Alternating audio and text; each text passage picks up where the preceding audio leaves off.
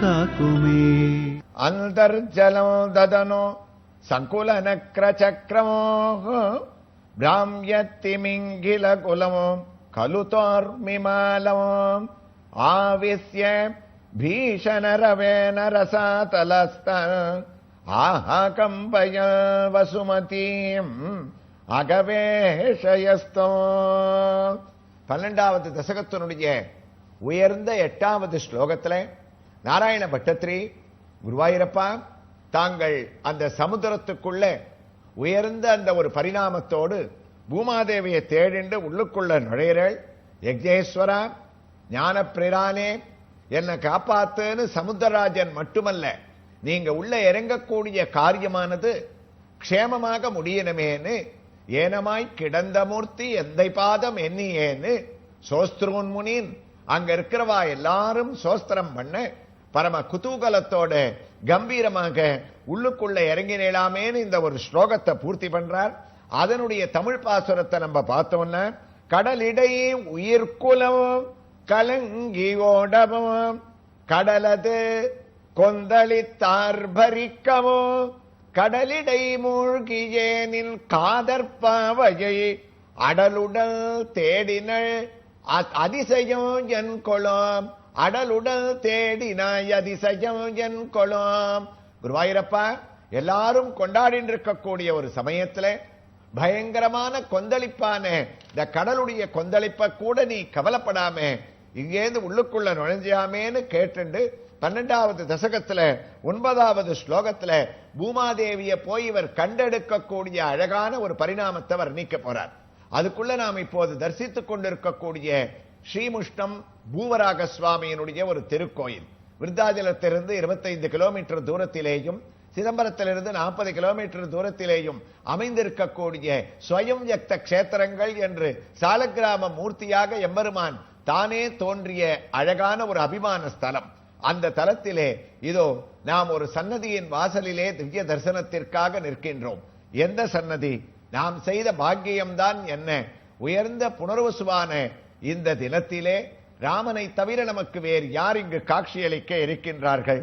அழகான நந்தவனத்திலே ஸ்ரீராமனுக்கு என்று தனியான ஒரு சன்னதி, ஆகா உயர்ந்த ஒரு விமானம், அந்த விமானத்திலேயும் 7 கலசங்கள் பொருத்தப்பட்டிருக்க சுதை வடிவத்திலே பட்டாபிஷேக ராமனுடைய திவ்ய தரிசனத்தை நாம் அடைகின்றோம். சங்கு சக்கரங்களுடைய திவ்ய தரிசனமும் நமக்கு ஏற்பட அந்த சுதையிலேயே அமர்ந்த திருக்கோலத்திலே சீதை, ஹனுமார், லக்ஷ்மணன் இவர்களுடன் விமானத்தில் இருக்கக்கூடிய ஸ்ரீராமச்சந்திரமூர்த்தியை நாம் தரிசித்து இதோ அழகான சன்னதியை அடைந்து விட்டோம். காண கிடைக்காத மூலவரான ஸ்ரீராமன் இங்கு எவ்வாறு கும்பகோணம் கஷேத்திரத்திலே பிரசித்தியான பட்டாபிஷேகராமனுடைய சன்னதியிலே எழுந்தருளியிருப்பாரோ அனைவரும் புடைசூழ அதே ஒரு பாவத்திலே இங்கு நமக்கு சேவை சாதிப்பது ஸ்ரீமுஷ்டத்தில் ஒரு ஆச்சரியம். அமர்ந்த திருக்கோலத்திலே பட்டாபிராமனாக கண்ணன் எவ்வாறு பல பரிணாமங்களிலே பல அவதாரங்களை எடுத்தான் என்று நாராயணியத்திலே நாம் வர்ணித்துக் கொண்டிருக்கின்றோமோ அதே ஒரு காட்சியிலே அபய ஹஸ்தத்தோடு ஸ்ரீராமச்சந்திரமூர்த்தியினுடைய திவ்ய தரிசனம். மற்றொரு கையை தான் தொங்கவிட்டுக் கொண்டு சீதையை தன்னுடைய வலது பக்கத்திலே அமர்ந்த திருக்கோலத்திலே காட்சியளிக்குமாறு எம்பெருமான் ஏற்பாடு செய்துள்ளான். பிராட்டியான சீதையும் சாயேவ அனுகதா சதா என்று நிழல் போல எம்பெருமானை பின்தொடர்பவளாக இருப்பதால் அவள் வரத கஸ்தத்தோடு நம்மை வாருங்கள் என்று அனுகிரகிக்க மற்றொரு கையிலே தான் தாமரை புஷ்பத்தை தாங்கிக் கொண்டிருக்கின்றாள்.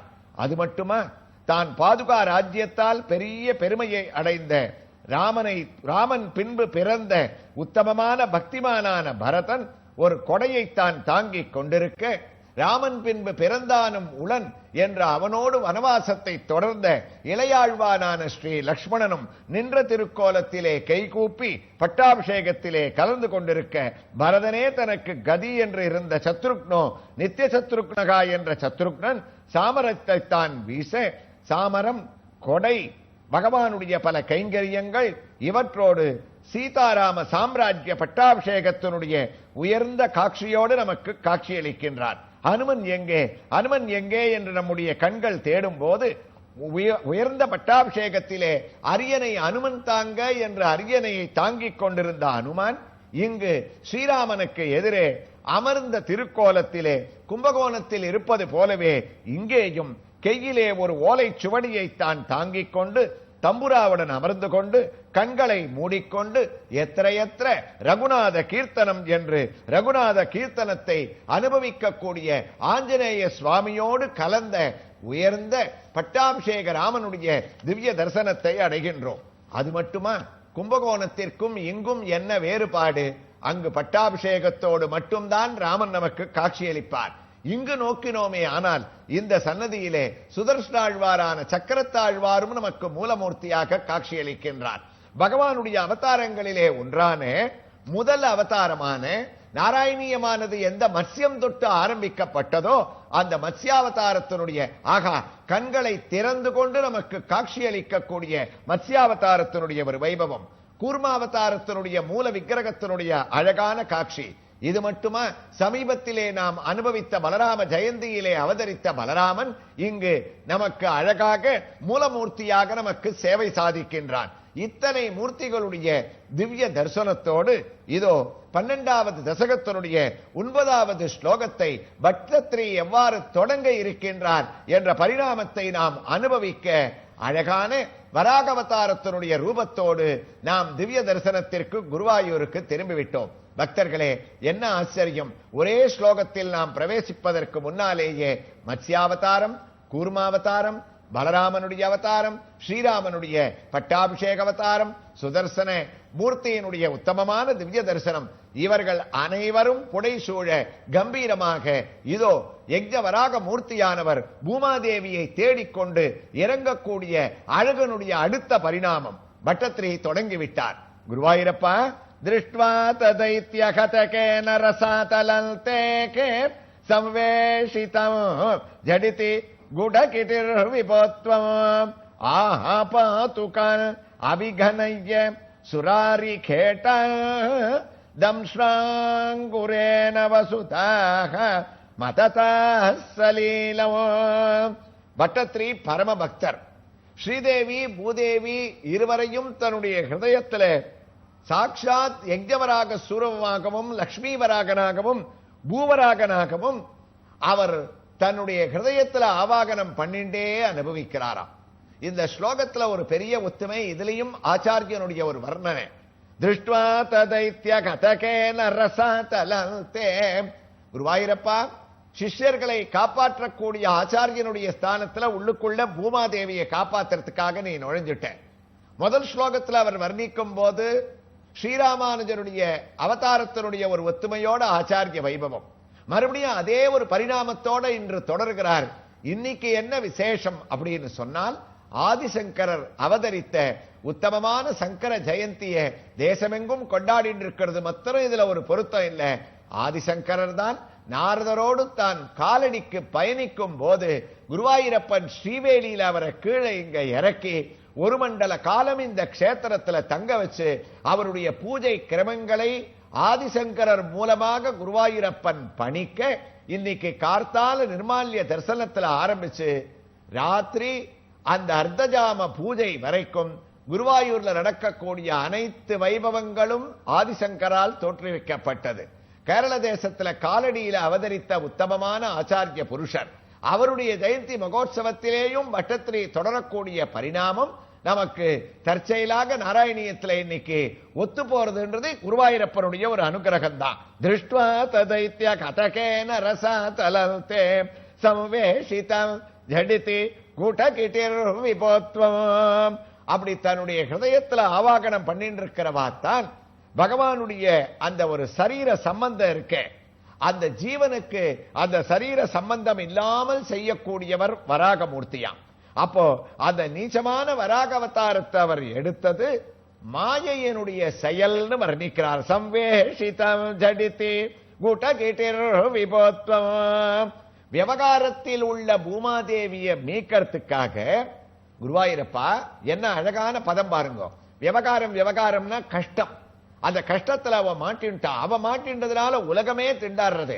அப்படி விவகாரத்துல இருந்த பூமாதேவியை மீட்பதற்காக நீ வராக அவதாரம் எடுத்தையே அப்படின்றதான் ஒரே ஒரு பதத்துல விபோ எல்லாம் அறிந்த உனக்கு நான் இதை சொல்லணுமா விபோன்னு கூப்பிடுறார். அவிகனத்தியே பகவானை எதிர்க்க வந்த அசுரர்கள்லாம் இருக்காளே, அவ தன்னை எதிர்க்க வந்ததாகவே இவர் நினைக்கவே இல்லையா. ஏன்னா அவள்லாம் அவிவேகிகள். அதனால தான் இந்த ஸ்லோகத்திலேயே பட்டத்திரி அழகாக நமக்கு காட்டுறார். சுராரி கேட்டான், அவிவேகிகளான பக்தர்களாக இருந்தா உன்னை புரிஞ்சுட்டு இருப்பா. நீ பூமாதேவியை தேடணும்னு அப்படி கீழே நுழையச்சேயே என்னாச்சு, அங்க இருக்கக்கூடிய அசுர கூட்டங்கள்லாம் இரண்யாக்ஷன் காவலுக்கு வச்சிருக்கான். யாராவது இவளை மீட்கணும்னு வந்தா அவர்களோட சண்டை போடுங்கன்னு இரண்யாக்ஷன் மகாவிஷ்ணுவை தேடிண்டு கிளம்பி போயிருக்கான். அதனால அவனால் நியமிக்கப்பட்ட இந்த அசுர பதர்கள், இந்த அசுர கூட்டங்கள் யஜ்ஞவராக மூர்த்தியான தாங்கள் உள்ள நுழையும் போது தம்ஷ்ரங்குரேன வசுதமோ அததலீலோ அவ கையில கத்தியையும் கதையையும் ரசாதல லோகத்திலேருந்து எடுத்துண்டு உன்னை சுத்தி நின்றுண்டு உனக்கு யுத்தம் பண்றதுக்காக உன்னிடத்துல வந்தாள். அப்ப என்னாச்சு, அவ எல்லாரையும் சலீலம் ஒரு லீல மாதிரி இத்தனை பேர் வராளே அப்படின்னு நீ கொஞ்சம் கூட லட்சியம் பண்ணவே இல்லை. உன்னுடைய பராக்கிரமம் எங்க, இவர்களுடைய ஒரு சண்டை போடக்கூடிய ஒரு தன்மை என்ன, ஒன்னுத்தையும் லட்சியம் பண்ணாம உன்னுடைய கையில இருக்கக்கூடிய கதையால நீ தங்கிண்டு பிரளயத்துல சகல ஜகத்தையும் வராக சுவாமியான நீ குருவாயிரப்பா நீ அடக்கின்னு இருக்க. அப்ப இந்த ஜல சமுத்திரத்துல இங்க இருக்கக்கூடிய பூமாதேவியை மீட்கிறதுன்றது உனக்கு ஒன்னும் ஒரு பெரிய காரியமே இல்லையே. அந்த ஜலம் எல்லாத்தையும் பானம் பண்ணி அப்படியே அந்த அசுர கூட்டங்களோட விழுங்கி கூட நீ என்ன பண்ணலாம், பூமாதேவியை மீட்டுட்டு போலாம். இருந்தாலும் சலீலமாம் இந்த சமுதிரத்துக்குள்ள இறங்கி நீச்சல் அடிச்சு பலவிதமான லீலைகள் உனக்கு பண்ணணும்னு தோணித்து. அதனால தான் நீ கொடைஞ்சு உள்ள போய் கடைசியா என்ன பண்ண, எதிர வந்த அசுர கூட்டங்கள் எல்லாத்தையும் நீ ஜெயிச்சுட்ட. ஜெயிச்சதோட இல்லாம சலீலம் அந்த ஒரு சந்தர்ப்பத்துல நீ கீழே இறங்கி அலட்சியமாக அனாவசியமாக அந்த பூமாதேவிய அப்பத்தான் முதல்ல பார்த்தாராம். தன்னுடைய கரஸ்பர்சத்தால பூவராகனாக சட்டுன்னு போய் தொடுத்தார். அப்படியே ஜலத்துக்குள்ள அமுங்கி இருந்த பூமாதேவிக்கு குருவாயிரப்பா உன்னுடைய கரஸ்பர்சம் பட்டவுடனே ஆனந்தமானது அப்படியே பொங்கித்து ததர்சகம் தத்ர சுசுக்ஷுசக்ரே யாம் ஜீவதானியம் ஸ்வயமப்யதல்த பாகவத ஸ்லோகம். பூமாதேவிக்கு எப்படி இருக்கும், தன்னுடைய பர்த்தாவான ராமச்சந்திர மூர்த்தி சீதை ராவணனிடத்துல சிறை இருந்தா, இவர் போய் மீட்பதற்கு 10 மாசத்துக்கு மேலேயே அதிகமா இருந்தது. அத்தனை நாட்கள் சிறை இருந்த சீதை கஷ்டப்பட்டா. ஆனா பூமாதேவிக்கு அந்த கஷ்டத்தையே கொடுக்கலையே. அபகரிச்சான்னு தெரிஞ்ச அடுத்த க்ஷணமே பிரம்மாவனுடைய மூக்கிலேந்து வராக அவதாரம். உடனே கீழே நீ பாஞ்ச, எத்தனை வேகமா போக முடியுமோ அத்தனை ரசாதலத்துக்குள்ள நீ நுழைஞ்சு சலீலம் அந்த பூமாதேவிய கரஸ்பர்சத்தை நீ பிடிச்சு மேல தூக்கறதுக்காக ஆரம்பிச்சேன்னு இந்த பரிணாமத்தை இவர் தொடர்கிறார். எவ்வாறு தொடர்கிறார் என்ற ஒரு வைபவங்களை தொடர்ந்து அடுத்த பகுதியிலே நாம் நலம் தரும் நாராயணியத்தில் கேட்கலாம். கிருஷ்ணாய துப்யம் நமகா.